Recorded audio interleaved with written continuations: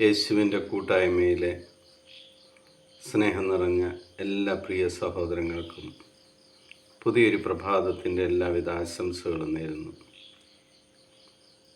സ്നേഹനിധിയായ ദൈവത്തിൻ്റെ കൃപയാൽ അതിരാവിലെ തന്നെ ദൈവത്തോട് ചേർന്ന് നിന്ന് ദൈവവചനം വായിക്കുവാനും കാണുവാനും കേൾക്കുവാനും ദൈവം അവസരം തന്നതിന്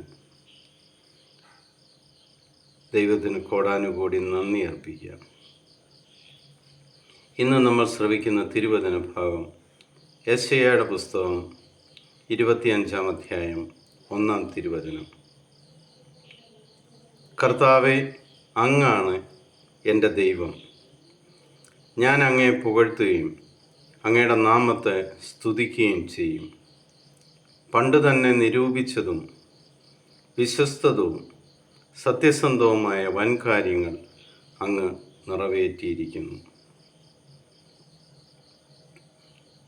നമുക്ക് ലഭിക്കേണ്ടതിനെക്കുറിച്ച് ചോദിച്ചുകൊണ്ടിരിക്കുന്നതിന് പകരം ദൈവത്തിന് 24 മണിക്കൂർ മനസ്സുകൊണ്ടും